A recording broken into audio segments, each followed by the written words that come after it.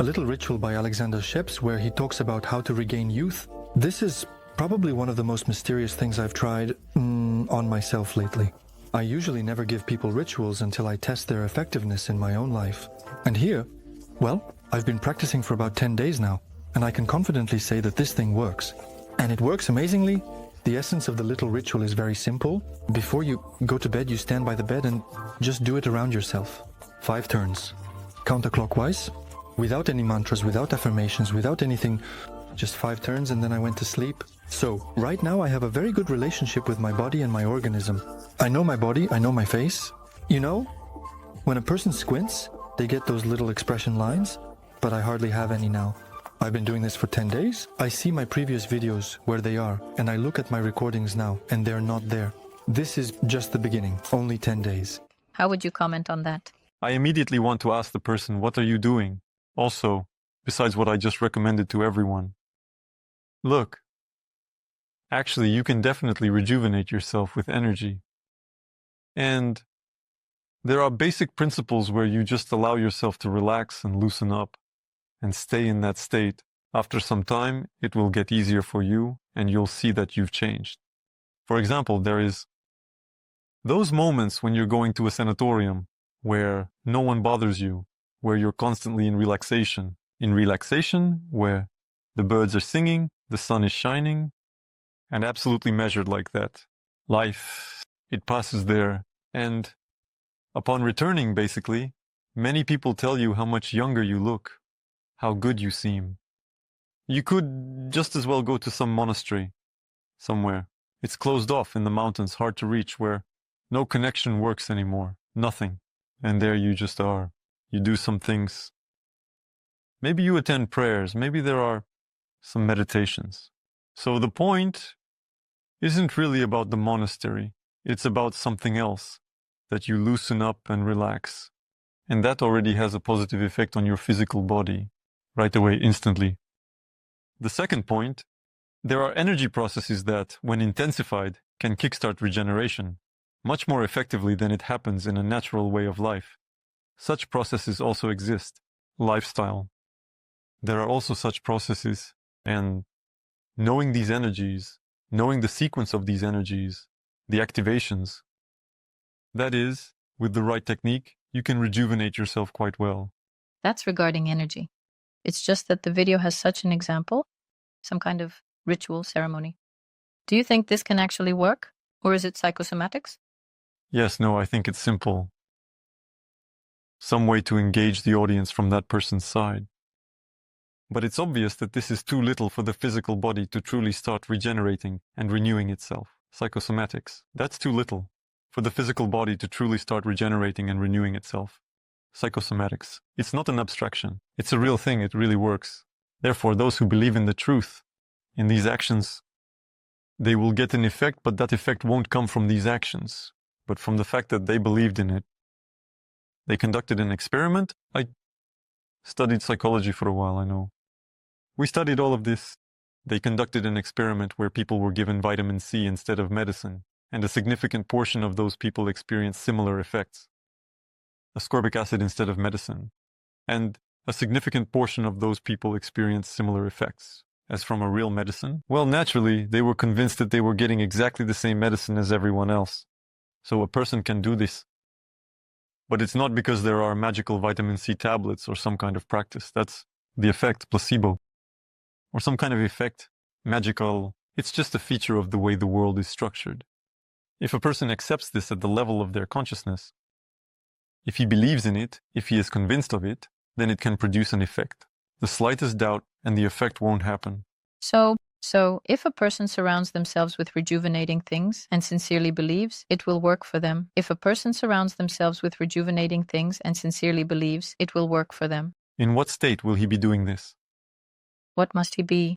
If he does this in a state of doubt, wondering if it will work or not, it definitely won't work 100%. If a person does this thinking, finally, I'll do this, things will go my way. Now I'm going to do this, and everything will be fine for me. And everything will start going my way. He doesn't even need to do anything anymore. Everything has already started to flow for him.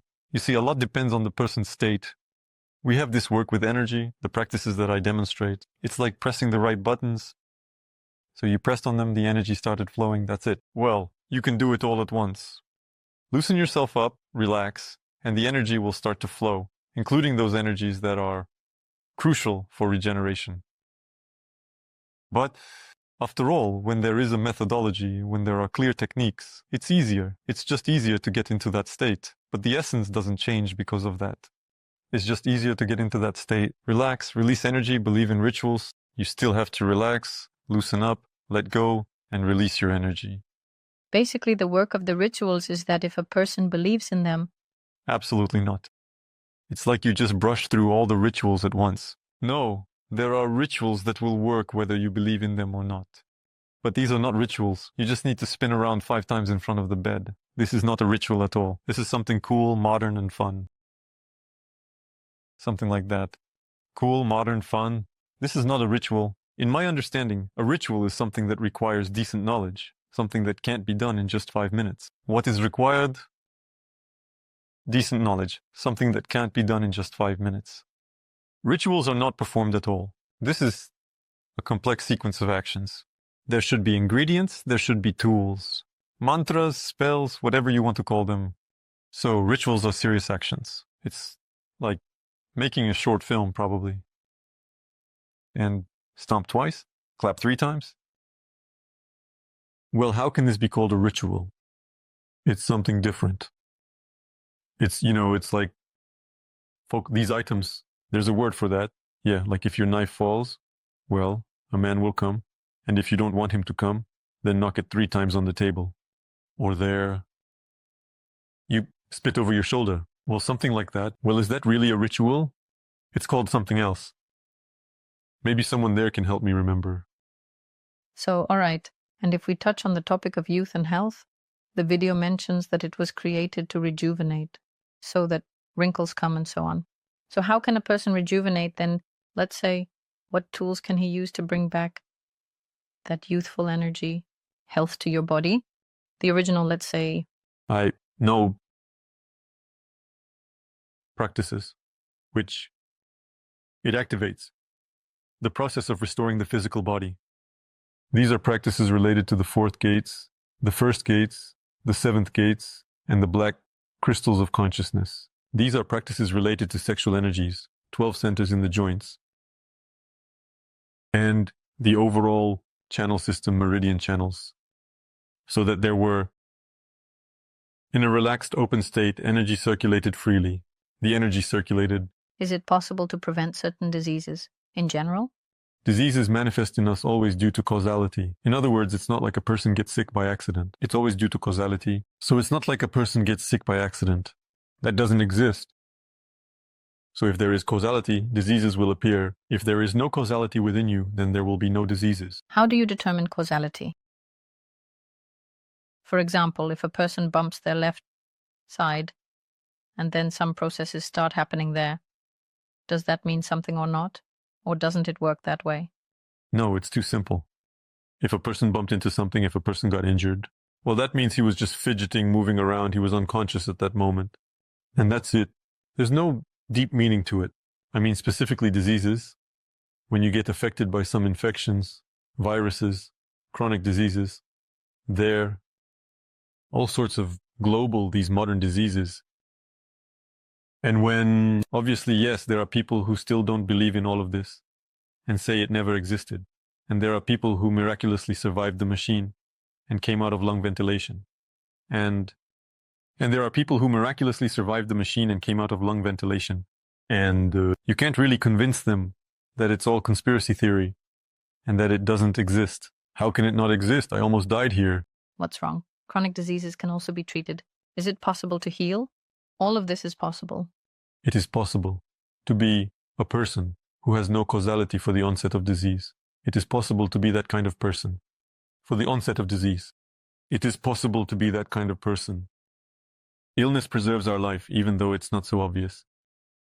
If a person only operates with the perception of their physical body and doesn't see their energy, doesn't see their soul, doesn't see their connection with the universe, then obviously they will fiercely fight for the physical, which is mortal. and all his actions and deeds will be motivated solely by material, physical wealth. So for him, there will be illness, always the enemy. But if a person reaches the ability to perceive their soul, their energy, their connection to reality, and their true nature, then he suddenly, at that moment, he realizes that illness is what prevents him from losing viability. That's what prevents him from breaking away, from wholeness. This is what illness is. Why does this happen to a person? What causes this illness to arise? His foolishness is being halted. So, if a person is actively killing their soul, it needs to be stopped. Illness will stop it. If a person is actively killing their energy, constricting it, spasming it, crystallizing it, they need to be stopped, and illness will stop them. Illness. Can we not get sick at all? Of course we can. How? To be in a state of a fiery heart, to be in a state of flowing, limitless, endless flowing of your energetic nature with your centers, your channels, meridians, to constantly give as a creator, as originally intended. Can we even imagine that the original one would take something for themselves? For God to take something for himself, because he needs it. He always gives. All of reality is gathered from it. So, if a person behaves in the image and likeness of the original, they will never be sick. There's no need for it. There is no causality for their appearance. If a person behaves in the image and likeness of their neighbor, then most likely they will have the same illnesses. I feel like there are very few people right now. Those who have nothing to worry about one way or another, everyone has some kind of problems. This is also connected with our centers.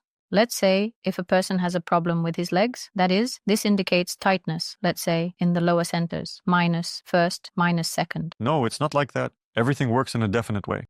Legs deteriorate in people who are neglectful of their fate, but that's also the case. Who are neglectful of their fate. But that's also, the words aren't quite right. So, you could say it's not about fate, but about one's future. So, this is a person who is destroying their own future, so he might have problems with his legs. Moreover, his future also includes his descendants.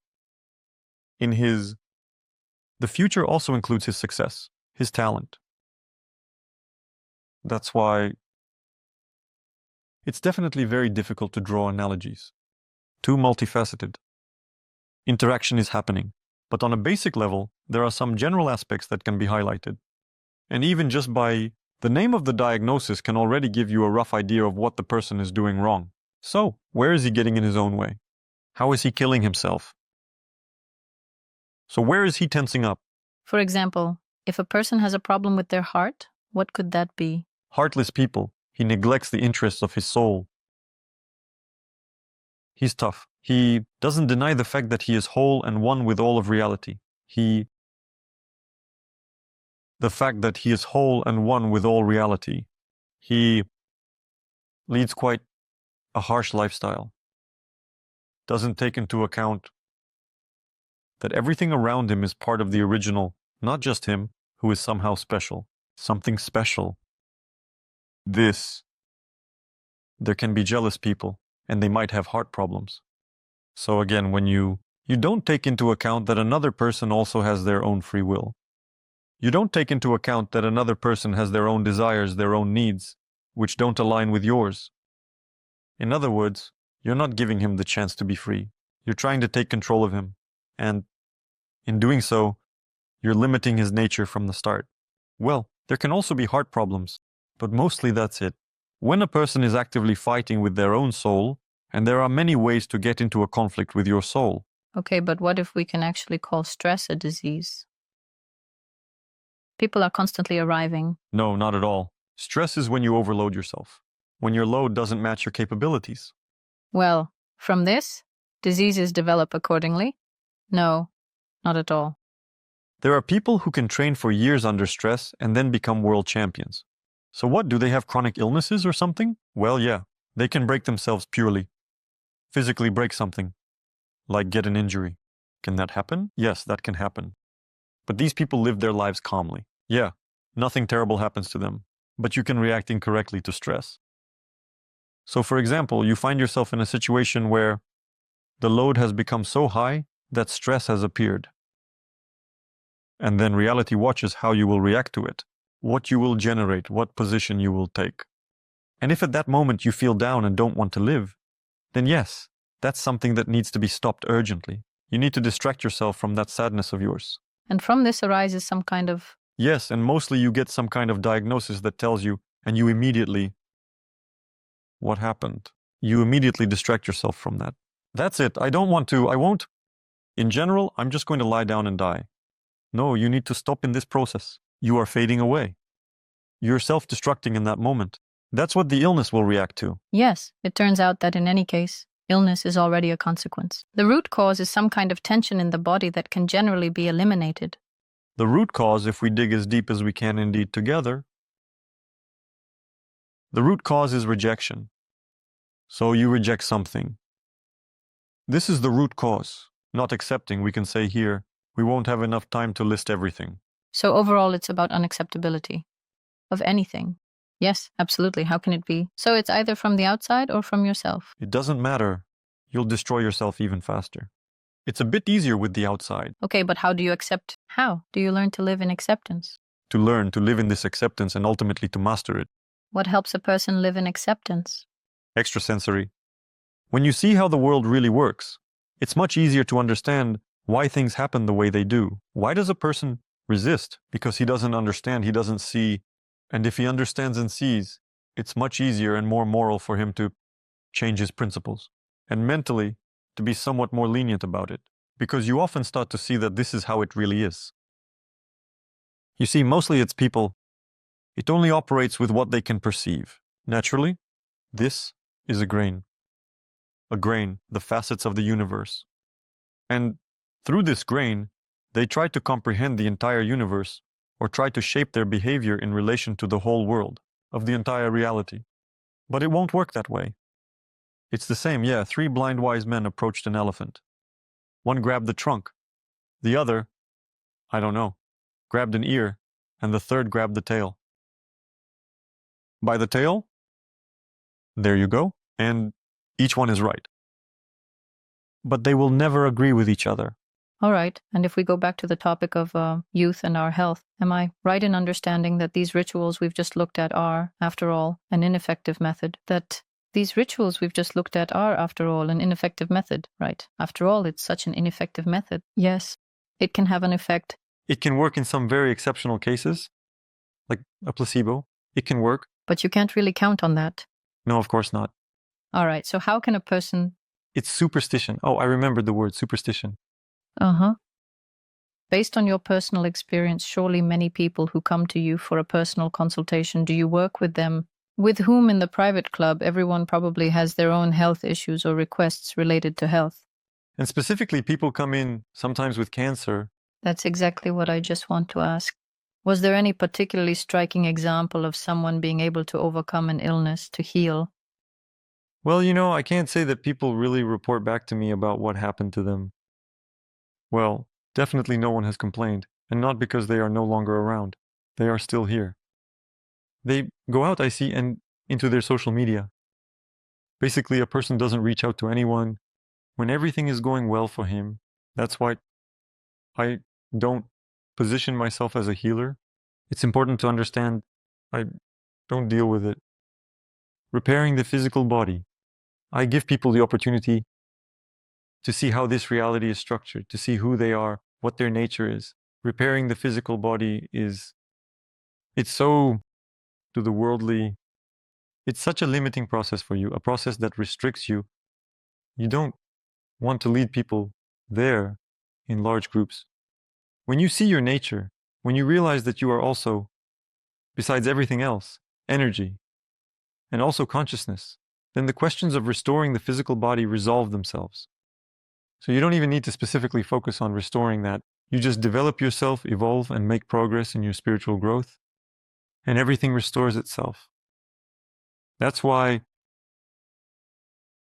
let's fix our bodies together. Well, you'll fix it. But if you don't understand how this world is structured, you'll break it with your words. Well, you'll fix it again. And again, you'll break it, and then life will end. You shouldn't waste time on that. And if you see how all of this is structured, see how it all works, how this reaction kills you, while this reaction, on the contrary, heals you. So this is how you reacted, and you have a bunch of problems.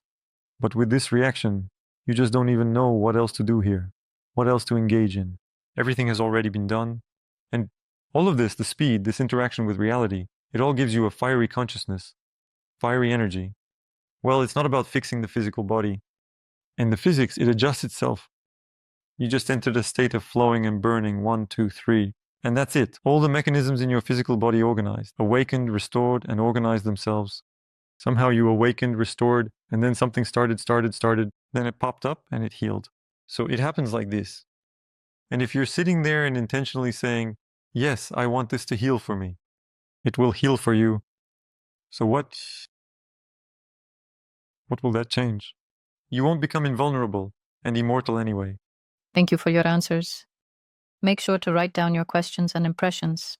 Maybe we'll answer them in the next video. Do you want to unlock your inner strength and learn to manage energy?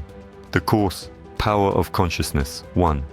Practical Energy will provide you with tools to improve health, develop intuition, and gain a deeper understanding of the world. Join and start changing your life right now. Link in the description.